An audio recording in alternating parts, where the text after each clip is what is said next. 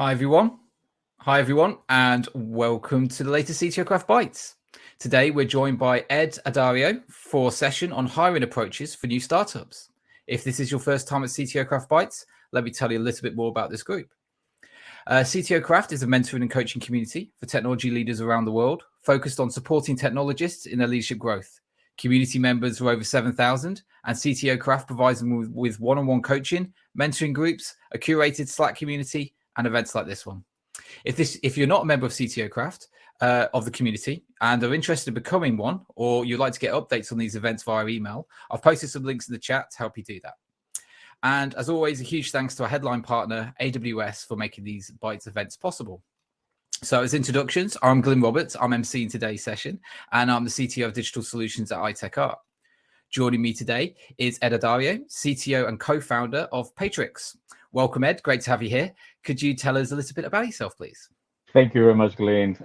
Thank you for the opportunity, and good afternoon, everybody. And I just wanted to add a little plug in that if you are not part of the CTO Craft community, as a person that just joined a little while ago, there is tremendous value, and I will be telling a couple of stories today about how much value, at least for us, for Paytrix, we're deriving out of it. But in terms of introduction, so I'm Ed. Been working in technology pretty much all my adult life. I go all the way back to having to queue in front of a fax to send a message. So that's kind of how all it goes. But probably for the vast majority of my professional life, I have been working in financial services one way or another.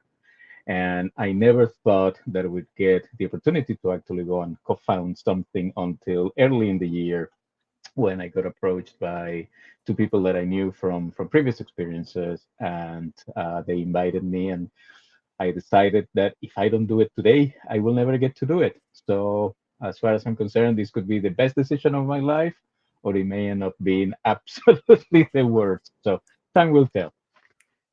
Well, great to have you here, Ed, and thanks for making time to obviously talk with us and talk about your experience. So for the audience, you can add your questions at any time from the Ask a Question link just below our video. And yeah, let's start discussing about hiring approaches for new startups. So Ed, tell us about how recently you were running the hiring process and how many people you were looking for. So I think that, I mean, for any CTO or any senior development manager of technologies, I mean, hiring is one of those things that is always going to be pretty much at the top of your list. So as I mentioned, I have been doing technology for a long time, and I can honestly not remember any time in my life in which I thought, "Ooh, we have enough developers or we have enough technology." It has never happened. It has never happened. The other day, I was reading this statistic about allegedly there is an estimation that there is about 30 million software engineers in the world, and there is about 8 billion people in the world. So I think that we make up about 0.4% of the population, and that kind of sounds like a lot of people. Now, the downside is that in the same report, if you were to believe the analysts and all of that, they estimate that the current need in 2020 for software engineers or technologies in general is double that. So there is 60 million open positions around the world, which kind of gives a sense for how the challenge around finding the right person, finding a person that is going to fit within the culture, and finding somebody that is going to then eventually, bring a lot of the value into the organization. So, am I hiring? Always. I have been hiring for the last 25 years. So, but when you're founding a company, I suppose, and I really never got to fully understand the extent of it, it becomes incredibly important. You look around and you kind of see, well, there is only one or two people on the technology side, and our program of development calls for about 15 or 20 at the beginning, and we need to hire them, we need to find them. So CTO Craft did a session a few weeks ago called the hiring art, and we had a number of different people, providing some insights. And I have to say that pretty much I have been able to pick something, a recommendation or an advice from pretty much every single presenter, which in one way or another has either helped us refine or go to market, approach, just to start finding the right talent, or that has changed the approach that we were taking. And actually, we are seeing an improvement on the ratio of people actually, responding to our adverts or wanting to talk to us. Yeah, events like these definitely give you a different viewpoint of how you deal Hmm. with certain challenges, and obviously hiring is one of the big ones. So with the current market, over the last 6-7 months, we've got inflation, we've got recession, we've got political instability, we've got armed conflict. How have you seen this actually affect the actually hiring skilled tech talent compared to what you saw previously? I think that there is an old saying that you can always make a profit when the markets go up or when the markets go down. So when the markets move sideways, that's when there is nothing really that you can gain out of it.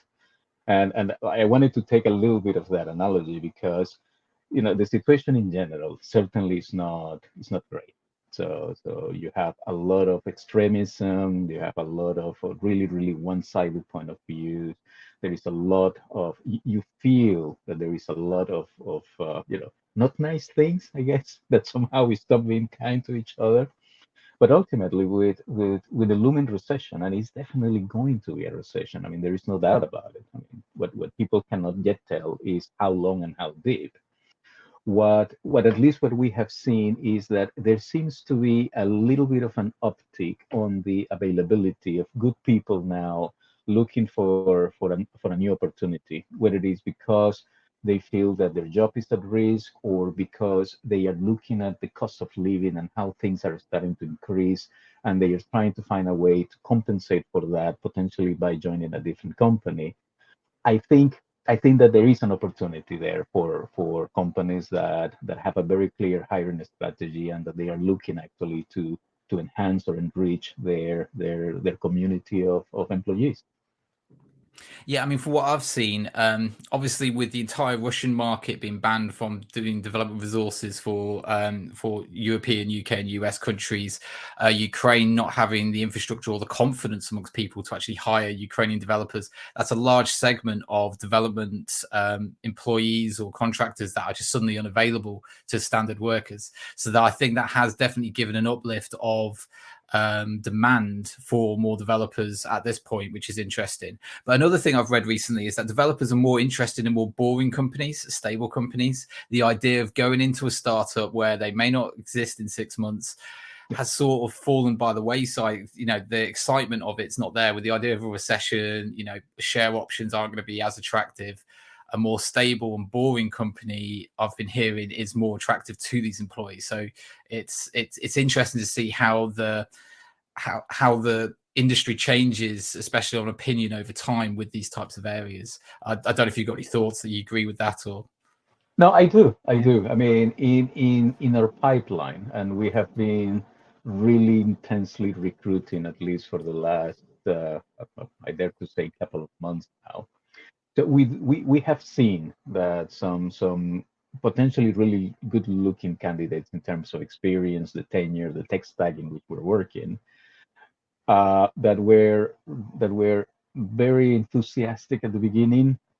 So are kind of starting to pull, not necessarily pull back a little bit, but the line of questioning, it gives you the sense that longevity, permanency, company stability, how well funded you are, walk me through your business plan. When do you think you will hit profitability? Which are questions that you sometimes get. But what I'm saying is that line of questioning is becoming much more the common norm for software developers and for quality engineers and for product people than it used to be, let's say, 3 to 6 months ago. So there is definitely that aspect of yes, I want to join a company where I think I can add value, but at the same time, I want to make sure that in 6 months I'm not going to be back on square one looking for another company to join. So yeah, Yeah, it is. It is a challenge. It's another challenge to the process, certainly. Yeah, super interesting that you see developers asking about the economic factors of your business, where obviously previously you just wouldn't get those questions unless it was a leadership position. I would be Hmm. very surprised to actually see that. Yep. Okay, so for the hiring process itself, would you consider it an art or more of a science or a bit of both? I think that was one of the first learnings that I got. I mean, and of course, I'm going to be just reflecting my own personal experience, whether that is applicable or even interesting to anybody else.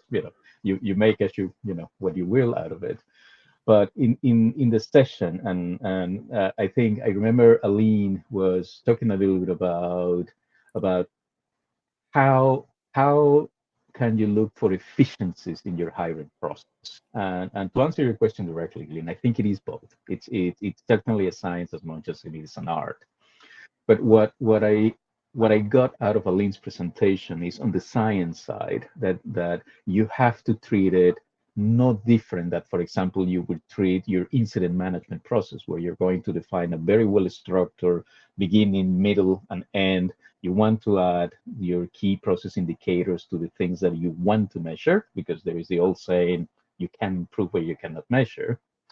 And more importantly, you want to ensure that you comply with certain SLAs. And to me, I mean, it felt sort of yeah, we do that, but the way that you presented it about measure it. If you don't measure, if you don't have an SLA that says you need to go back to candidates within X amount of time, whether it is with yes, I want to talk to you, or thank you very much, we're not really looking for that particular position, whatever it is, adding that formality to the process and measuring the different stages of the process becomes really really important if you want to be super efficient. And all companies eventually of course look for efficiencies, but when you are really really small, when you have that much money or time, you absolutely want to be as efficient as you possibly can. So it is a bit of both, but I think that not looking for that numerical targets that you can measure, that you can ensure that you are either adhering to or on discovering areas for improvement. If you don't have that in place, it doesn't matter how good your pitch is, it doesn't matter how attractive the role is. Ultimately, you are going to let a lot of really good candidates just fall through the cracks. And in the worst possible case, you will start getting a little bit of a bad reputation. So nowadays, it's very, very easy for a developer or a technical person just go and share their own experiences. We have companies like Glassdoor, we have companies like, through advisor companies.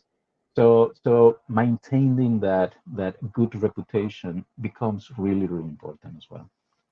Okay. Could you give us a couple of examples of what those measurements of success are? So if you are, let's say, feeding back, you do that inside 48 hours. What measures do you actually use, just to give people an idea of what they should be considering as well?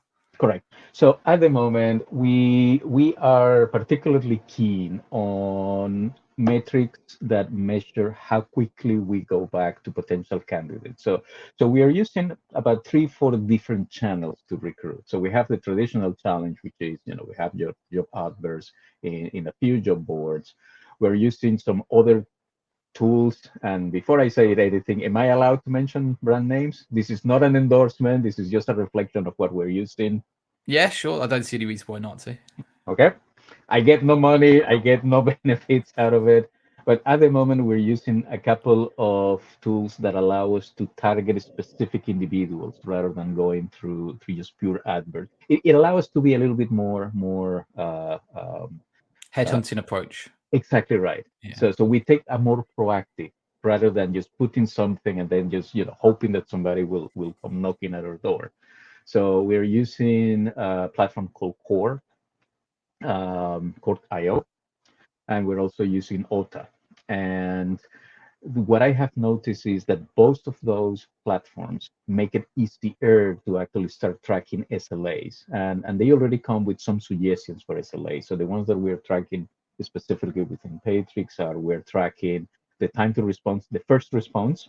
So whenever we get an application or somebody that expresses an interest, we're trying to get back to that person within 24 hours. The second is that we're aiming at 100% responses.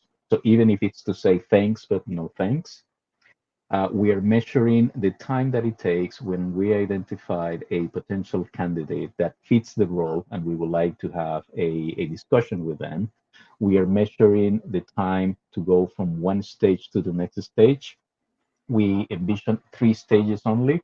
So our first stage is literally just to get that cultural fit, get to know the person, for the person to get to know who we are and what we're trying to achieve. Going into the next stage, there is a little bit of a technical assessment, which I'll talk a little bit later. And then once we cross the threshold, then the third stage really is we like you, and we hope that you like us, and this is what we can put in terms of an offer. So 3 stages, but we are really ruthlessly measuring that. So how many people do we have on each stage? How quickly we acknowledge thanks or no thanks? And what is the average time that a particular person stays on every stage before moving into the next or before dropping out? Sure. Yeah, I mean, it's great to see that these recruitment platforms are actually starting to give you these tools where they measure it for you. And by running your recruitment process through there, it's great to see that these measurements are getting taken. So therefore you can have a true view of how you actually react. If you're busy with day to day, you forget, you get back to it when you can, and you don't realize it's taken 2 weeks for you to say, yes, actually, I'm interested in you as a candidate. Could you just confirm those platform names again? Because Maxim on the chat has actually just asked. So one is, I think, and I'm hoping that I'm going to get it right. I'm just going to post it. I believe that one is called Port.io, and I don't think that I can paste. Cord.io, yeah. Yeah, and the other one is OTA. Let me just make sure that I get the right link. And it is ota.com. So I don't think Cord.io is correct. It's Matt Cordio, but never mind. Okay. No, in that case, I got it wrong. So let me just.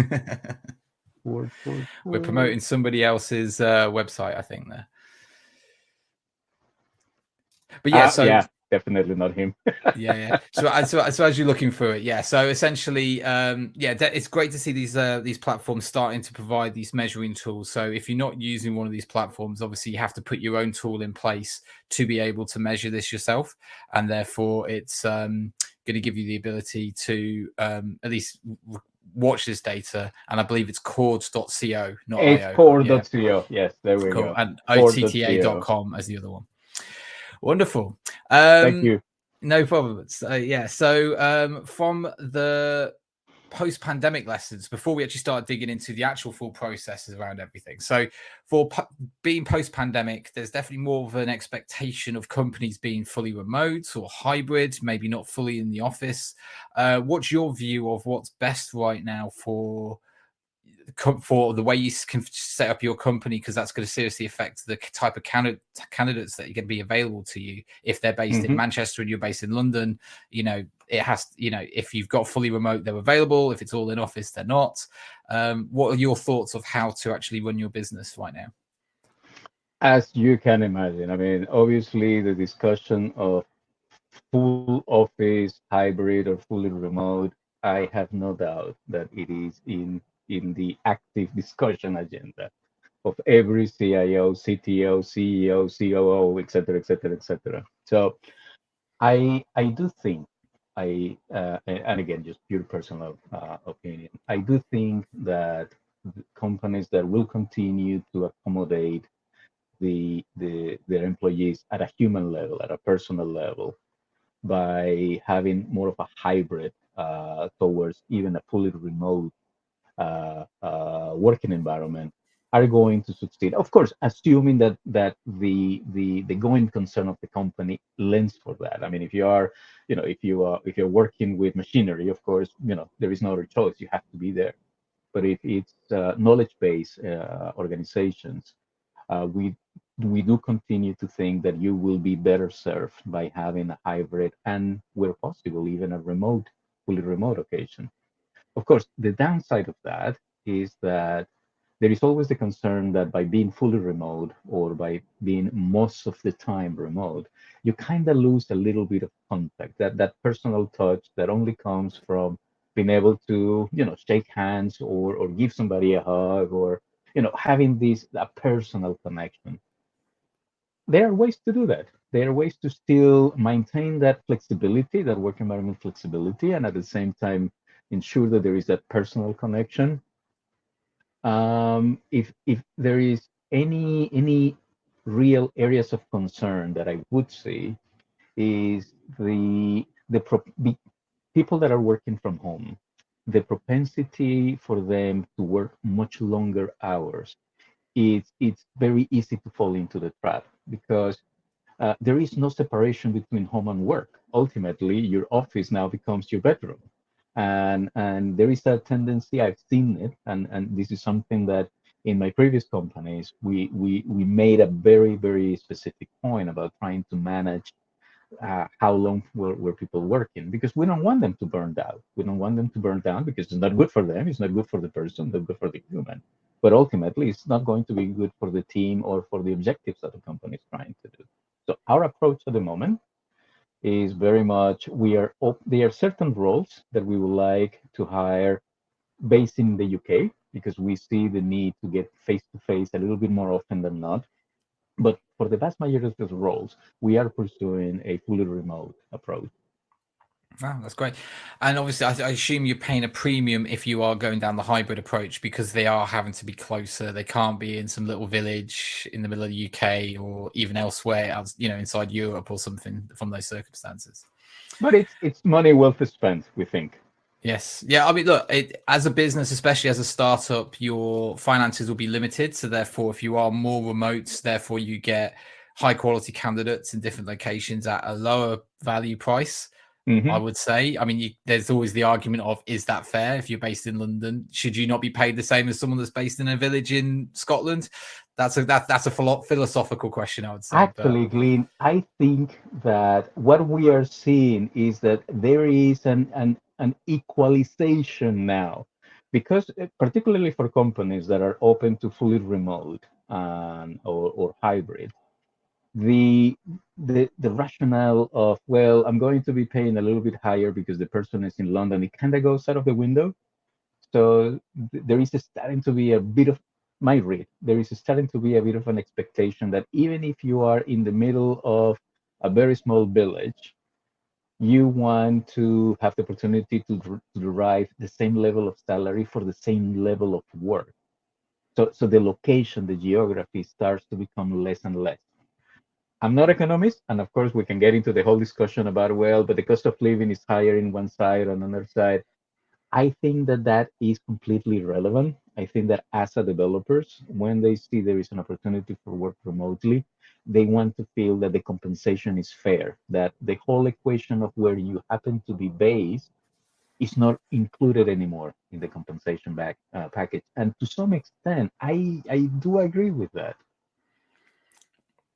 okay, that's a completely different topic. I'll be so tempted to tackle you on that, and just to be devil's advocate. But yeah, I mean, look, it's good to think like that because it makes the hiring process actually easier because you're having consistency in the way that you actually give salaries to your employees. So there's Mhm. definitely it simplifies your internal HR management piece by having that approach.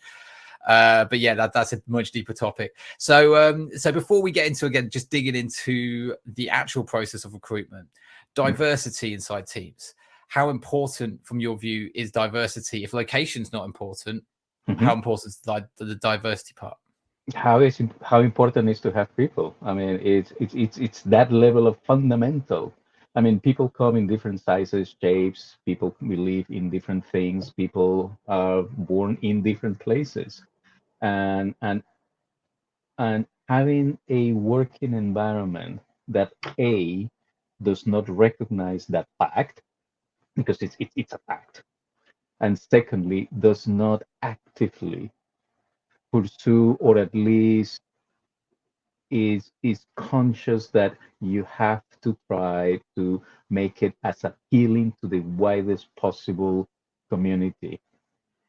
If you don't have that, then the risk that you have ultimately is that you become a monoculture.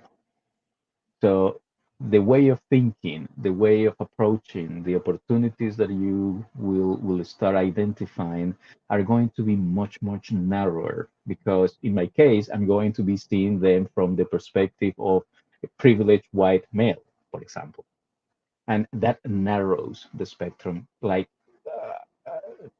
it has been an eye opener. I mean, when I started working, a few probably, as I said, I was queuing to send a fax.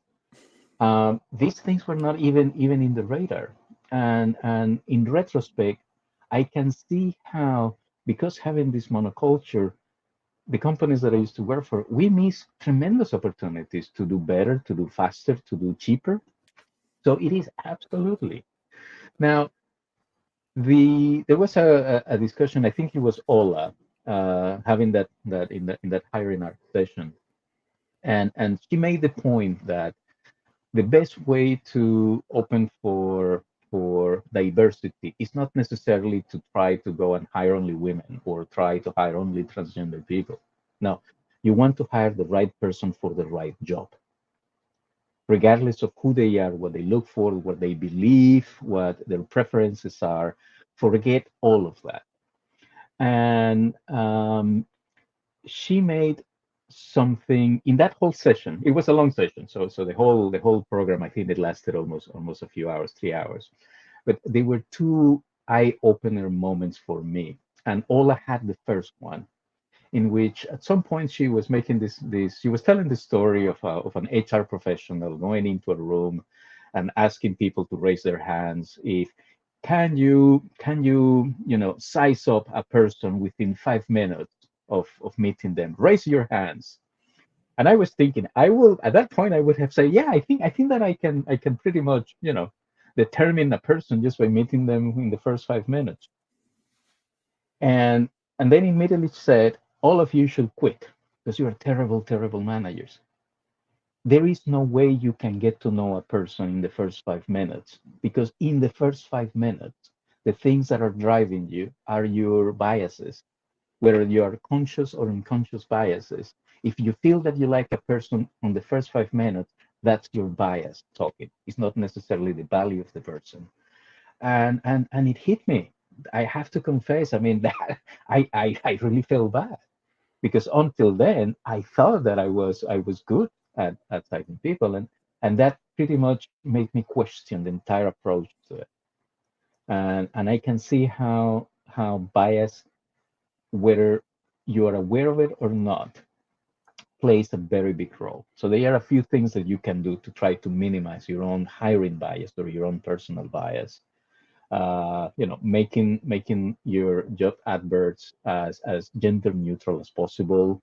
Some of the platforms, and I think that Cord is probably one of those, where it allows you just to mask names and pictures, so that you are forced into literally just looking at accomplishments. And if you can do that, I I will encourage you deeply, try it, because it helps. You will end up opening a very welcoming culture, and you will gain. I guarantee you. I'll bet pounds against pennies that you will be better off. Sure.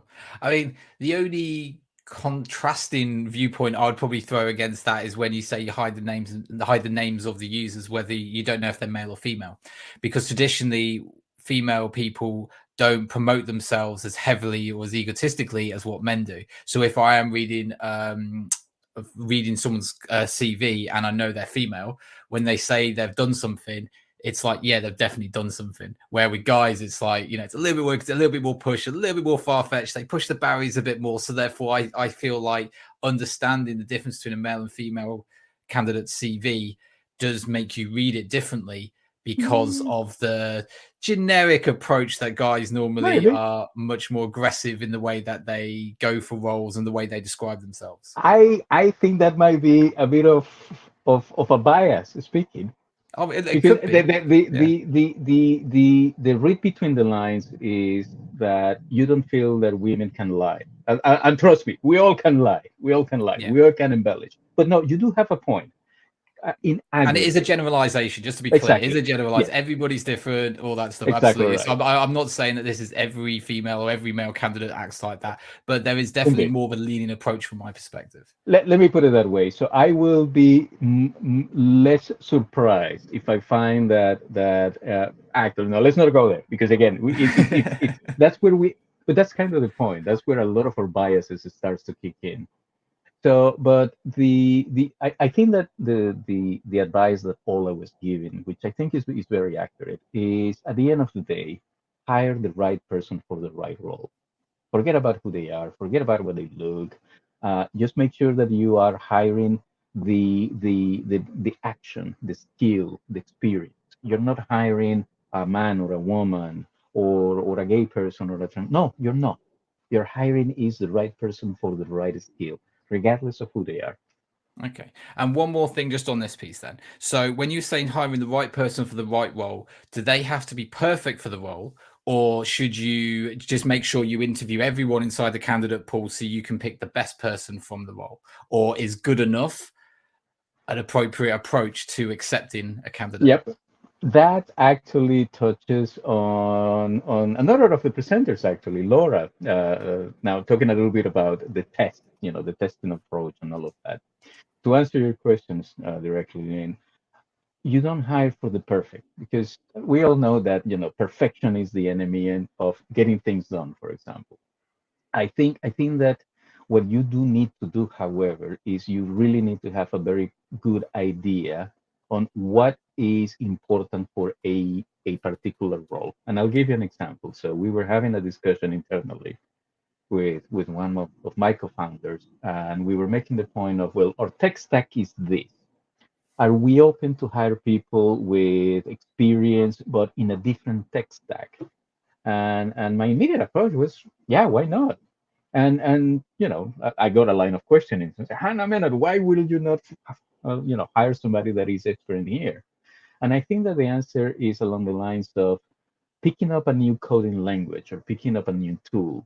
It's easy. You can do that fairly quickly. And if the person has the right experience, the right attitude, and the willingness to try something new, it's easier to learn how to code in a different language that, for example, it is to work with a particular group or to work with in a particular domain or in a particular industry. So no, you don't need to hire the perfect candidate. You need to hire the right person for the right role. And within that, you need to have a very clear separation between what are the skills that if the person doesn't have them, you can still invest in them developing because they are relatively easy to either extrapolate or they are just easy to learn. Okay. And just before we go into the job advert side, I've got one of the questions from the audience. Should candidates consider applying rules when creating gender neutral adverts to their CV's candidate profiles? So in other words, should candidates actually make their own CV gender neutral for their applying? I assume that's what Hamza is mentioning there from your perspective. I will give a personal answer, and this just represents my point of view. I think that is the worst thing that you could do because ultimately the read between the lines is you accept that there is a bias, but you're still willing to put up with it. And I don't want to go and join a company where I know that they will not accept me from who I am in full with all my bells and whistles and all the horrible things. So no, no. If anything else, and I understand that on occasion you are going to be looking for a job because you may be in a bit of a tight spot, and in that case, of course, you want to maximize, the opportunity to showcase yourself. Um, it's a hard one. It's a hard one. Many companies, especially large companies, now are taking advantage of machine intelligence to sift through a lot of CVs and trying to make. I don't know. I personally, my feel is I don't want to work for a company if they will not accept me from who I am, and I much rather reflect that on my CV so that it's clear from the get go. Yeah, my concern is the same as yours. Essentially, your CV is the first impression the company has, so you want to show your best self. Yeah. And if you are trying to hide something, even if it is with good intentions of trying to be gender neutral, it's going to hide your voice, your soul inside the CV. Even though a lot of CVs I see have no soul, they're just bullet point lists of things there, which doesn't give enough identity to them. Mm-hmm. But yeah, I mean, I sort of agree with that standpoint. So let's move on to the job advert side of things then. So when you are actually making a job advert, how do you make it stand out? What do you include? How do you go about this? So obviously you want to make different. You want to be different, and unfortunately, in many cases, just because you try to be different, you end up looking like everybody else. Um, we we have a tradition. I mean, if you go into any major job board and just look for Paytrix, you will get to see the type of advert that we're doing. So, but there is a learning that I got from, again, the hiring art session, and this one comes from Luca. And one of the points that he was making is, if you're going to put an advert, be open and be clear on what is the compensation, the salary, put a salary range on it. And I have to say, at the beginning, or initial versions, we didn't have that. We had something, really bland, like, compensation to match the skill, something stupid like that. And we saw some applications, not that many. We made that single change. We were clear. Our compensation will fall within this range, and this is how you will be in the low end of the range, and this is the type of experience and skills that you will need to be on the higher range. And this is the package, the bonus, the equity that it is available. And all of a sudden, just by making that change, we literally got almost a third more applications within the previous, compared to the previous last 2 weeks. We try to make it as gender neutral as possible. And there are a couple of web tools. You will find them just by googling, gender neutral CV review or something like that. But we also try to put a little bit of the human side to it. We're trying to be clear on who we are, what we're trying to achieve, where we're coming from. We're trying to be very clear on the hiring process. We are being clear about the time that we think is going to take, just to give the candidate a better view and help them decide, do I want to go through this, knowing that the process is going to be from here to here, and this will take about 2 hours, and this bit may take another hour. And I think that helps. I think that helps. Yeah, I mean the salary piece I think is incredibly important. Whenever I look for a role, if there's a salary there, it's much clearer of whether it's the right role for me or not. If it's well below what I'm expecting, there's no point wasting anybody's time. And if it's well above what I'm looking for, it makes me think, okay, am I appropriate to apply for this role because the salary's 3x my current value? So I can see it being a good way to cut out the people that obviously straight away don't align into that salary bracket. But obviously there'll always be people applying for straight out of college thinking they can get £500,000 a year wage or something like that. There's always the people pushing it. So it's a few things you mentioned there which I've never seen before. Actually explaining the hiring process in the job advert, that sounds great. I've never seen that in a job advert so far, so it's fantastic you do that. I think that's really valuable information. Are you concerned at any point that you provide too much information? Do you try and limit it? Because, candidates are busy. They're applying for lots of roles. If it's a 4-pager, they're not going to get through it. They're just going to see the salary, the job title, and hit apply. They're not going to care until they're further along inside the process. That is a really good question, Glyn, because if I show you the first version of the CV, oh no, no, the CV, the advert, it ran like, I mean, you had to scroll your browser like 3 full pages just to get to the bottom. So I think that you want to be succinct. You want to paint a good picture, but you want to make the point really quickly. And I think that there is still room for us to improve on that. There are a couple of sections in our adverts that I think that are a little bit too verbose, which hopefully we will address in the next week or so. But on the question about is there a concern of being open? At the beginning, there was a little bit of a trepidation, but it's not. It was simply because we we were kind of concerned that by posting our salary levels, we will be seen as, oh, this, they are not paying me enough. I will not even look into it. But in the end, going back to kind of that session that Luca presented, um, the real question is, if you are not open right from the beginning, I mean, what type of candidates are you expecting to attract? And um, unless you have something really horrible to hide, there is nothing wrong to say, this is who we are. We're small. We are here today. We may not be here in a year from now. I mean, we will try really hard for that not to be the case, but make that really, really clear right from the beginning. Yeah, when I was working in Portugal for my first role, they were saying, "What salary do you want?" I've got no idea. There are Mm. no salaries showing for any roles out there at the time when I moved across.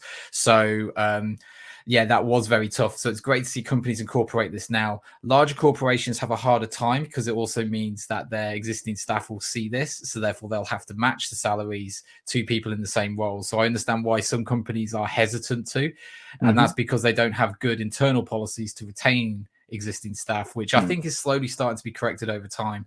And startups have a much easier time of it because there were no staff. There's no one going to be complaining that someone's getting paid more than me because you've only just started hiring. You've only just started hiring these roles. Mm-hmm. But the biggest issue with startups is that they normally can't pay as the market rates financially, Yeah, but they have share options or they have other exactly. benefits they give instead. And Exactly. I would assume if you are using a job board and you do a salary range of what you're willing to be paid, and then at your job doesn't come up because of that, you could be potentially hindering yourself if you lean more Mm-hmm. towards the options and share side of things than the salary, just due Yep. to where your business is at this point. But if I can just add to that, because I think that Maxim put in the comments a really, really interesting point, which is, well, if you're going to be advertising your salaries, don't you run the risk of letting existing employees see them? And that was a point that actually I was talking with my co-founders when we made a decision of, yes, let's actually go for it. And I think that, look, companies that do not advertise their salary, they are falling into a very stupid trap. I mean, it is a false economy because all you have to do is go to Glassdoor. You will get salaries ranges for pretty much every bloody company in the world. So again, it goes back to transparency ultimately breeds equality and it breeds justice and fairness. So we made a choice right at the beginning that we want to be fair. So we are demanding. Don't please do not get me wrong on this. We're really really demanding because we don't have much time or money. So we need to make sure that we maximize all of that. But we also want to be fair. And if that means that we will have an open channel for people to know exactly what salary banding they are and what they are going to get if they were to move from this position to this position, I think that in the long run it will play to our advantage. It will make us stand out as a company. You're right. We may not be paying the top, top dollar, sorry, top sterling. We may not have the best compensation, or we may not have the best insurance offering, but we are trying to offset that with other things that I think that they are also important. Honesty, clarity, visibility, trustfulness. Cool. Excellent. So as let's start before we start moving into actually the actual interview stages themselves and how you make decisions. Did you actually use recruiters at all, or were you purely just using these platforms? Right now, we are trying to handle it ourselves. Sure. I mean, look, recruiters are expensive. It's probably worth me just giving 30 seconds overview because in the past, when I've utilized recruiters in a startup with no money, we haggle the recruiters down to 10%. So therefore, they give you the worst clients on the list. We had 3 or 4 different recruiting companies working for you. So you then got an internal management headache of having to keep track of who gave you the candidate first because they come in from all 3 and all pieces like that. So if you are utilizing recruiters, I'd say pick one to start with and give them the opportunity to try and prove themselves before trying to select multiple. And if you haggle, it normally doesn't work out as well for you because the best candidates go to the ones that pay them the best commission. So, but that's just my personal thoughts there from my experience. So let's go with. Sorry, go ahead. Yeah. No, I was just going to say, I think that there is a time and a place for recruiters. I mean, they are going to be certain roles that, because of their criticality or because their uniqueness, probably the best approach, rather than just trying to do it all on your own, it might be to go down to recruiters. But in that case, picking up your comment, you want to have a relationship with a recruiter or maybe two agencies that you trust, that will give you that sense that we will look after you. We are not going to feed you, you know the bad candidates or the wrong type of candidate just because the fees that you're paying us are not right. So there is a balance. But no, I do believe that recruiters play a role, maybe not to hire 80% of your employees, but I think that for the 20%, they certainly do bring some value. Or if you don't have the time to do this yourself, if it is a Exactly. small company, Exactly. a recruiter helps, because otherwise I've done it in the past myself, and you get hundreds of CVs, you have to go through them yourself, and then you only pick out 2 or 3 from these job sites. So it does become very limited. Okay, so let's move into the actual process itself. Once potential candidates actually start trickling in, then how do you actually identify their suitability for the role? What's your process of the actual recruitment stages? Excellent question. And I will encourage you to go to our website. And no, just kidding, just kidding. So we have a three-stage process really. The first, it takes about an hour, and it is split in half an hour giving a picture and giving a sense for who Paytrix is, who are the people that are founding Paytrix, what is the problem that we're trying to solve. We actually go to fair level of detail in terms of how much we are preempting the questions about how much money, what is your capital structure, how long do we have. So we are pretty much preempting a lot of that, and from the get-go we are saying this is who we are, these are our investors, this is how much money, this is how we are thinking things are going to be panning out. And we're opening ourselves to the candidate. Then the remaining half an hour we ask something similar from them. It's not about the skills or their experience. It's more about who they are as a person. And what we're trying to ascertain at that stage is we're trying to answer one very simple question. Can I work with this person? Can this person work with us? That's probably the key one for us to get at that stage. Assuming that is answered satisfactorily on both sides, we then move to our next stage, which is a coding exercise. Well, it's not actually a coding exercise. It is more of a technical assessment, and that takes about 2 hours. And the first hour is for us to design a hypothetical system. In reality, the system that we're designing is very much sort of like a, payments, crypto, decentralized finance type of solution. And the second hour is very much for the candidate then to drop the code to either convey a particular point that during the design session we thought, that's interesting. It would be nice to see something like a proof of concept. And what we are focusing on doing is we're not really looking for code correctness or code quality, although you get extra points. So you get additional brownie points for those two things. What we are looking for is how is this person approaching the problem? What is the thinking process? How many questions he's asking to understand what are the set of requirements and the constraints around the requirements. And then once we get into the code level is how comfortable he feels. Um, I know that it is stressful to try to code live when somebody else is watching you.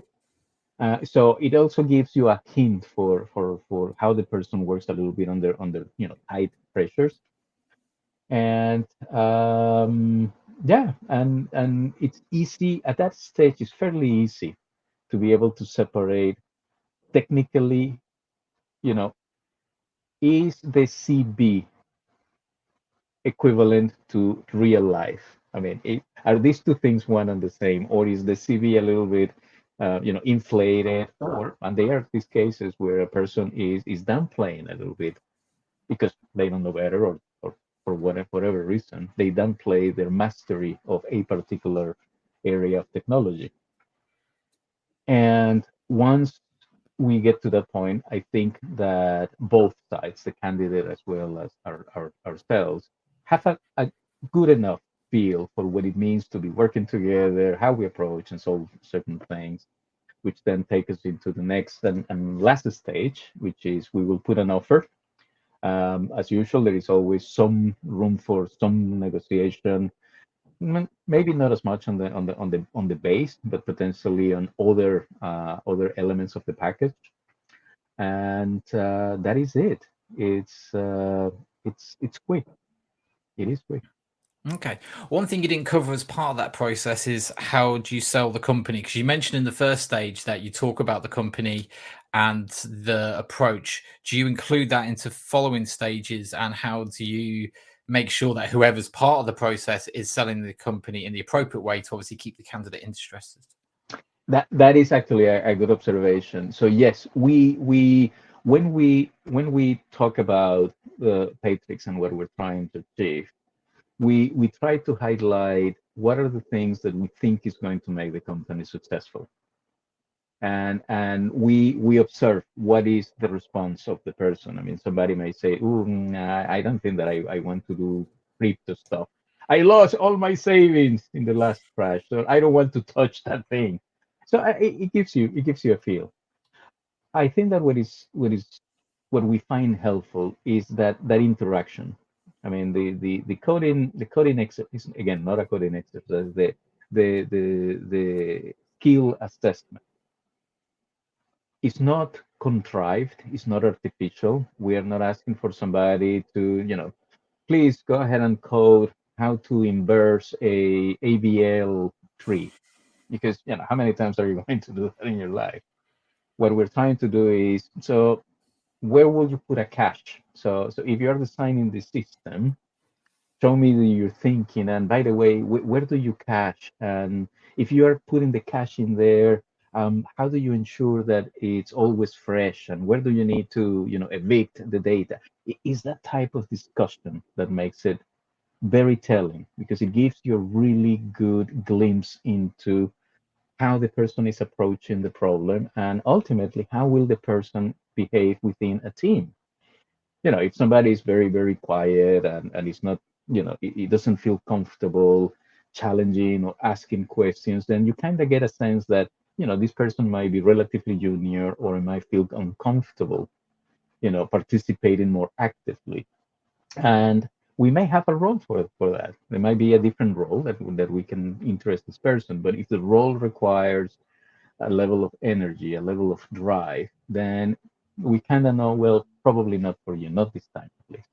Yeah, I think it takes a lot of experience to be able to interview a candidate in that way. Obviously, you've Yeah, got the standard coding tests where it's like true or false. They've either successfully done it or not. In these cases where you are trying to understand how you work together, how they approach problems, and obviously trying to embed it into real life examples of what the day-to-day life could be, it does take a level of experience, which I'd say is hard to train. It takes experience of them actually doing the job to be able to, to be able to identify these things.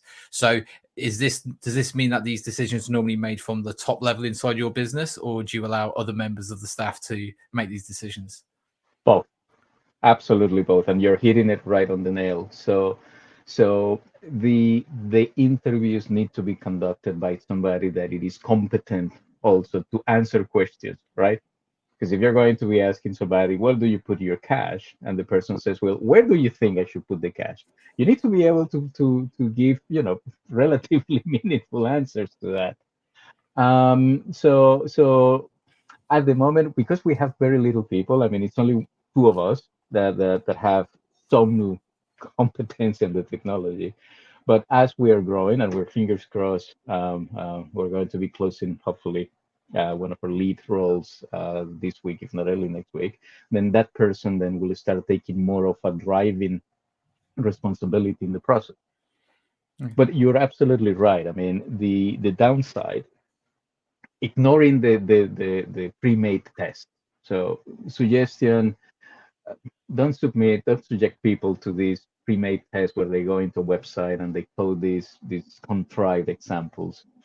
Don't do it. They give really little value unless the role specifically calls for this person needs to be a master of data structures because your company might be developing libraries, coding libraries for these type of exercises. In that case, they have a place.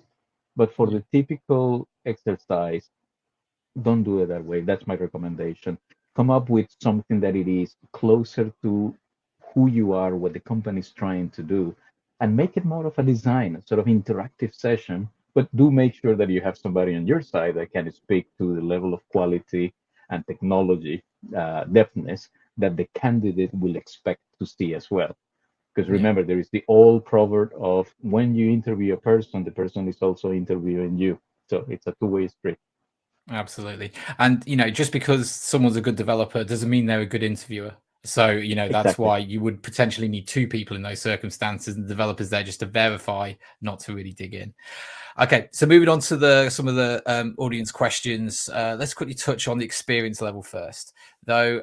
So, would you always be providing the same process for the interview stages, regardless of experience level, or would We, they we be different?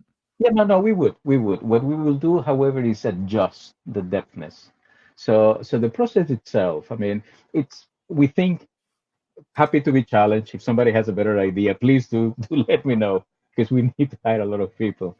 But in terms of the process itself, the stages of getting to know the person, giving the person an opportunity to get to know us at a human level, then moving into the specific skills and the ability to interact within teams, we will not change that. What we will change definitely is the depthness of the design or the technical assessment, assuming that they are technical roles. So if in the case of a product manager, so when we're hiring for product managers, we still continue with the same process, but rather than designing a new feature or a new system, then the questions are more along the lines of, so we have hypothetical, the system is having this many users, and we are seeing an element of attrition. What can we do to identify the root causes, and what can we do to address them? And that gives the product manager an opportunity to look at the problem from a product perspective, ask all the right questions. So we calibrate it to the level of expertise. Yes. Cool. And then one of the other questions, essentially, I'm not sure if it's as relevant to you because your hiring process seemed quite small. You said there's only 3 stages: initial stage, then the programming test, and then the third stage is the offer. So the question actually is, how can we actually shorten the hiring process from first contact to offer? Maybe if we could, might come down on how we do the testing for process faster, like just one pair programming round or take home assignments. Yours is already very short already. So, I mean, what are Yeah, your thoughts around this? I there is a way to shorten that process, and it has to do with if if somebody within the company comes and says, I know this person, I rate him very highly. So we may shortcut a lot of that. I still would like to see, the team dynamic at the very least. But I would, I mean, there is also another old saying about, take time hiring. So hiring should take time. Letting somebody go because of a toxic relationship, do that much faster.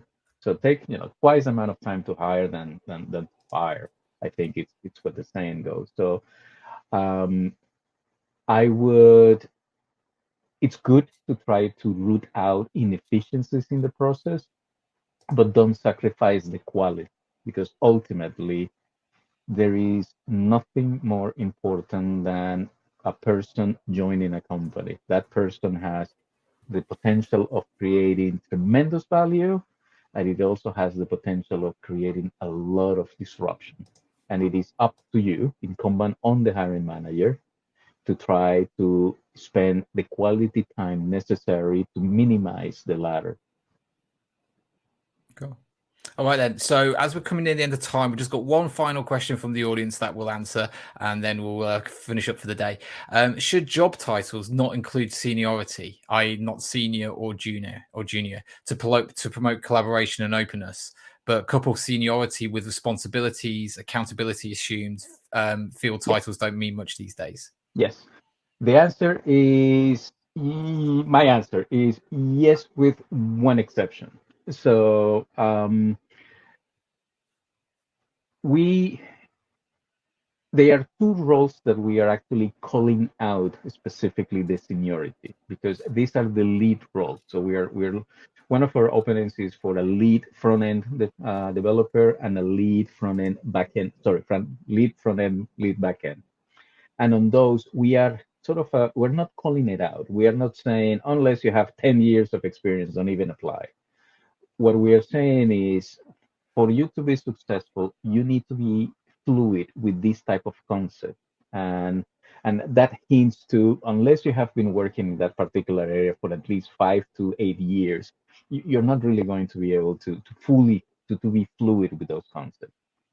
For the rest, we are not. We are not calling out seniority at all because I think that you're right. I mean, it's about opening the pool of potential candidates as wide as possible, because ultimately we will hire somebody that may not have the right skill set or enough or the right level of experience if we think that the person has the ability to grow, if we think that the person has the ability to learn. Sure. Okay, then. Well, I think we should probably sum up there. We've been an hour. It's great to see the audience so chatty, asking questions and obviously chatting in the message box. So thank you very much for joining us, guys. And obviously, thanks to Ed for joining us today. You can connect with Ed after this event on his shared LinkedIn link that I've just put in the chat now. Yes, and I will have to apologize. I haven't touched my LinkedIn in ages, so it's really, really out of date. But there is a better way to get a hold of me. Join CTO Craft. I am in the Slack channel. So and trust me, it's valuable. It's a valuable experience, and it's a great way to ask for help and different perspective on many challenges that whether you're a senior, technologist or a CTO, you will be able to take advantage of. Excellent. And potentially the next CTO Craft Bytes event might be Friday, migrate and modernize with cloud native and AWS. We're still waiting for confirmation on that, but do keep an eye on the Slack group and obviously the Eventbrite channel for the next CTO Craft event. And yeah, thank you all for joining, and thanks again, Ed. Thank you very much, and everybody have a fantastic weekend. Cheers. Thanks all. Bye bye.